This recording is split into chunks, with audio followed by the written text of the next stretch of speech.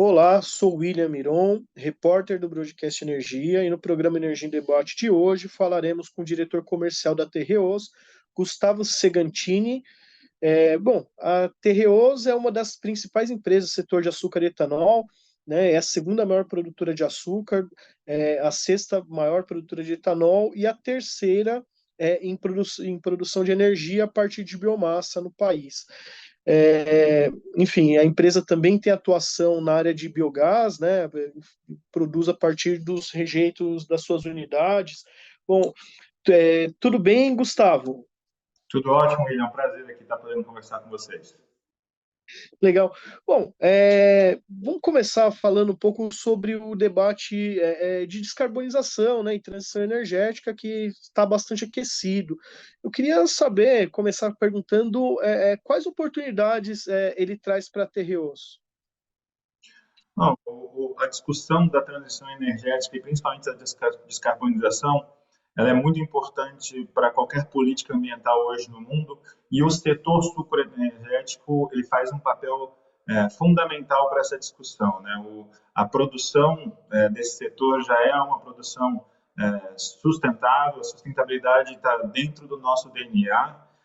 E nós podemos contribuir muito na discussão da descarbonização, né? Desde todo o nosso processo de produção hoje ser um processo de produção que utiliza 100% dos resíduos, né? Então a gente tem uma reutilização e baixíssima emissão de carbono no nosso processo de produção, quanto ao nosso produto final, né? Que é uma energia elétrica proveniente de fontes renováveis e garantidas com 100% de emissão de CO2, o etanol, que hoje é o combustível com a menor emissão de CO2 comprovada, né? Muito se fala de carro elétrico hoje no mundo, mas o etanol, quando você faz a conta do poço à roda, ele é o combustível com o menor nível de emissão de carbono do mundo. Então, esse é o papel da indústria sucroenergética para fazer com que essa discussão de descarbonização cresça e realmente vire uma realidade. Legal. Bom, Gustavo, nós vemos esse debate, né, sobre descarbonização, principalmente no transporte, ganhando força nos últimos tempos, seja com essa questão que você mencionou, electrificação de frotas, ou com a adoção de combustíveis menos poluentes, enfim. Eu queria entender qual o papel do etanol, dos biocombustíveis, enfim, para alcançar essa descarbonização, né? A gente vê algumas pessoas, a gente fala muito, né, de eletrificação, mas ao mesmo tempo tem a questão do time, né, de quando isso vai acontecer. Enfim, eu queria que você comentasse um pouquinho como que você vê o papel dos biocombustíveis nessa discussão, né, de descarbonização. Assim, o biocombustível é o que eu falei, né? Se você comparar hoje o conceito do posto à roda, você vai ver que a emissão do CO2 de um carro a etanol ele é praticamente 60% menor do que o do carro a energia. Por quê? Porque o carro de energia ele até emite menos CO2 o carro em si.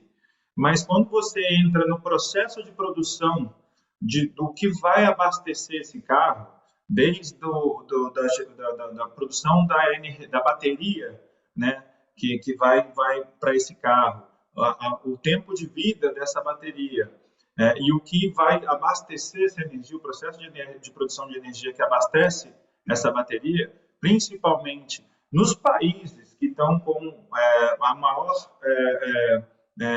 disseminação do carro elétrico, que são a Europa e os Estados Unidos, a Europa principalmente, que tem a energia vindo de fontes ou nucleares ou base carvão, mostram que, se você olhar toda a cadeia de produção e comparar com a produção de energia do etanol, que vem da cana-de-açúcar, que vem de um processo que reutiliza praticamente 100% dos seus resíduos, que produz energia elétrica à base de combustão de biomassa, uma energia 100% limpa, e entrega um produto que na combustão do carro, né, para gerar a combustão do carro, emite baixo nível de CO2, quando você coloca tudo isso dentro da conta, o etanol ele tem 60% de pegada de carbono menor do que o carro elétrico. Então, isso já tem começado a ser disseminado em todos os países que têm um crescimento de carro elétrico, também já começam a avaliar o etanol como uma matriz de combustíveis que possa ajudar a descarbonização. Então, a gente vê hoje outros países, o Brasil é um case, né? O Brasil é o único país que tem uma frota que é praticamente 100% de carro flex, é o único país que tem carros que usam 100% de etanol. Então, o Brasil é um benchmark para o mundo de como transformar o etanol realmente num caminho para descarbonização. O Brasil tem o programa RenovaBio, que também estimula aí a produção de etanol através de geração de crédito de biocombustíveis, que é o CBio, que é mais um incentivo para o produtor produzir etanol. Então, o Brasil é um benchmark e a gente vê outros países caminhando para essa discussão e para esse caminho, né? Por exemplo, a Índia já começa a discutir o aumento da mistura do etanol junto ao combustível fóssil. Na Europa, o consumo de etanol, principalmente do etanol E80, né, que é uma mistura de 80% do combustível C proveniente de etanol, vem crescendo nos últimos anos. Nos Estados Unidos, a mesma coisa. Então, assim, a gente vê movimentos em países relevantes, Europa, Índia, Estados Unidos, países muito populosos, que estão caminhando para essa discussão e para esse viés de utilizar o etanol como um combustível renovável em substituição ao combustível fóssil, e por isso vai ter um papel fundamental o etanol nessa discussão, e o Brasil, como um dos maiores produtores de etanol e já benchmark na utilização do etanol para a substituição do combustível fóssil, vai ter um papel fundamental. Isso gera uma oportunidade para nós da Terreos, né? Como sexto maior produtor, ficamos lá entre quinto e sexto maior produtor de etanol do Brasil e grande produtor de etanol na Europa, a gente também vai poder ter um papel relevante nessa discussão, como a gente já vem participando dessas discussões junto com os grandes players dessa discussão, e a gente tem certeza que, se for levado em consideração o etanol como um grande propulsor da descarbonização, a gente tem um caminho importante aí para seguir pela frente. Legal. Bom, hoje, falando um pouquinho de energia, né? Hoje uma das verticais da Tereos é a geração de energia por meio do bagaço da palha, do bagaço e da palha, né? Da cana-de-açúcar. Como que funciona essa operação? É geração distribuída? Vocês têm intenção de ampliar? Como que está isso? Hoje nós somos o terceiro maior produtor brasileiro de energia elétrica por combustão de biomassa, né? A gente tem uma capacidade aí de gerar basicamente 2.000 gigawatts-hora por ano de energia elétrica através de combustão de biomassa. A gente ainda tem boa parte da nossa produção de energia de combustão de biomassa a entrega do mercado regulado, né, que são leilões de longo prazo, onde a gente participou e tem entrega dessa energia para as distribuidoras, mas a gente tem participado muito também do mercado livre, né? Nos últimos 4 anos, a gente tem estimulado cada vez mais, principalmente os nossos clientes do açúcar e do etanol, a entrarem nesse mercado, do mercado livre. A gente tem produzido energia e entrega energia para esses nossos clientes, e agora a gente também tem entrado nas novas formas de participação do mercado com energia renovável, que é principalmente a geração distribuída. A gente tem hoje, a gente participa da geração distribuída através da nossa planta de biogás. Então, com a planta de biogás, a gente participa da geração distribuída, entregando energia para pequenos estabelecimentos comerciais que fazem parte de um consórcio de geração distribuída. Mas também agora a gente está participando do processo que começa a partir de janeiro de 2024, que é a comercialização varejista, que são realmente pequenos comércios que podem, através desse novo formato, participar do mercado livre, comprando energia elétrica direto da fonte, direto da usina. E a gente consegue entregar essa energia garantindo que ela é proveniente de fonte renovável, e a gente, inclusive, tem certificado, nossas plantas são certificadas pela certificação I-REC, que garante que a energia veio de uma fonte renovável. Então, através desses créditos do I-REC, a gente vende a nossa energia com garantia de fonte renovável.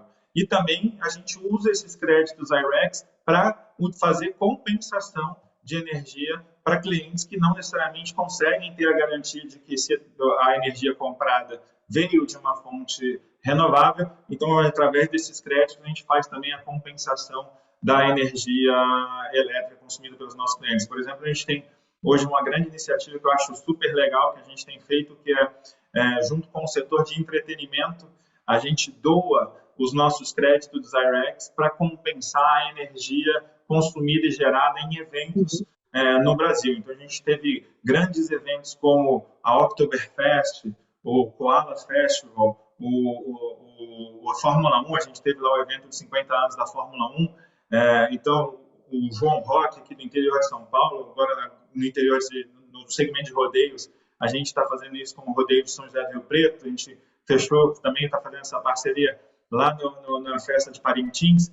Então a gente doa o nosso certificado de IREC e compensa a emissão de carbono gerada na geração de energia desses grandes eventos, trazendo então essa pegada de sustentabilidade para dentro dos eventos também graças à nossa produção de energia renovável. Então, isso é um negócio importante, a sustentabilidade é um pilar importante para a TREOS e a energia elétrica tem feito também um papel fundamental para esse pilar dentro da TREOS hoje. Entendi. Quando você fala da comercialização varejista, seria por uma comercializadora de vocês? Vocês já têm essa comercializadora? Vão montar? Como que tá aí? Como tá Nós isso? temos a nossa comercializadora dentro da TREOS, nós comercializamos a nossa própria energia direto para o nosso cliente do Mercado Livre, da alta voltagem, mas agora através da comercialização varejista, desse modelo que foi criado esse ano, né, pelo governo, a gente começa também a conseguir entregar a nossa energia elétrica direto para pequenos estabelecimentos, que ainda está na alta tensão, são pequenos estabelecimentos, mas que se enquadram na alta e média tensão, mas que antes não tinham acesso ao Mercado Livre, e agora com esse novo modelo de comercialização varejista vão ter acesso, e aí eles podem comprar diretamente de nós, que somos produtores e comercializadores. Então, essa é uma grande vantagem que o consumidor, o cliente pode ter, que ele sabe a proveniência da energia, com a garantia de que essa energia é uma energia renovável. Legal. Bom, queria que você comentasse também um pouquinho sobre a operação de vocês com biogás, né? Vocês têm uma planta já em Olímpia, né, no interior de São Paulo. Vocês pretendem ampliar essa produção? Como vocês enxergam esse mercado, né? Ainda mais com essa questão que você mencionou de venda de energia no Mercado Livre. Hoje a nossa planta de biogás, a gente tem uma lagoa na planta de Olímpia e ela é 100% direcionada para a produção de energia elétrica para a geração distribuída, né? A gente tem uma parceria com a Lemon Energy, que é quem faz toda a gestão e a comercialização dessa energia para os pequenos estabelecimentos que ela gerencia no consórcio. Então, 100% da produção dessa planta de biogás ela é direcionada para combustão e geração de energia elétrica. Mas a gente tem um plano, a gente já tem um business case montado para uma possível ampliação, que era para que a gente, através dessa tecnologia do biogás que a gente vem testando com essa planta, a gente também entra no mercado de biometano, que também é fundamental para a pegada de descarbonização. Através dessa produção de biometano, a gente conseguiria substituir o consumo de diesel da nossa frota canavieira. Então, ela não seria direcionada para a produção de energia elétrica, e sim para a produção de biometano e fazer a substituição do consumo de diesel da nossa frota canavieira, reduzindo assim bastante a nossa emissão de carbono através do nosso processo de produção. A gente ainda está testando a tecnologia nessa planta que a gente tem em Olímpia, mas através dessa planta a gente já conseguiu construir esse business plan, e assim que terminar o teste a gente deve tomar a decisão de ampliação. Nossa capacidade de ampliação ela é bem relevante, a gente consegue ampliar em até 20 lagoas a nossa produção, só contando com a vinhaça que é produzida através do nosso processo de produção de cana e etanol, principalmente etanol, porque a planta de biogás ela é ela é alimentada pela vinhaça, ela é uma combustão, fermentação da vinhaça que gera o biogás. Então, com toda a vinhaça que a gente tem de capacidade de produção hoje, no nosso processo de produção de etanol, a gente conseguiria abastecer 20 lagoas e substituir praticamente 100% do nosso consumo de diesel hoje por biometano. E vocês esperam fazer isso quando? Assim, a gente não tem um prazo hoje definido, a gente pode fazer a toque de caixa se a gente tomar a decisão. A gente ainda está em fase de teste da tecnologia que a gente tem na Lagoa de Olímpia. Assim que se confirmar todos os fatores que a gente está avaliando na planta de Olímpia, a gente deve fazer essa expansão. Ainda a gente não consegue setar prazos e valores de investimento. Legal. Bom, se me permite ainda uma última pergunta, temos visto aí diversas empresas do segmento de biocombustíveis olhando para o desenvolvimento de combustíveis de aviação sustentável, né? Combustível sustentável para aviação, enfim. Vocês também olham para esse nicho? Como que está isso? A gente tem acompanhado de perto essa movimentação, né? É uma movimentação que está acontecendo muito forte nos Estados Unidos e na Europa. Então, nós, como produtores de etanol na Europa, estamos vendo, a gente consegue ver isso como uma boa oportunidade para o nosso negócio. A princípio, a gente não tem grandes estímulos para a produção de etanol de aviação aqui no Brasil. Então, a gente está estudando a viabilidade de se produzir o etanol para aviação aqui no Brasil, mas a gente entende que esse é um futuro, quando esses movimentos começam no exterior, principalmente nos Estados Unidos e da Europa, eles acabam virando uma tendência e podem, e chegam aqui no Brasil essa tendência. Então, a gente está em fase de estudos, né, de qual seria o investimento necessário, porque não é um investimento pequeno para fazer um investimento numa planta de produção de combustível de aviação.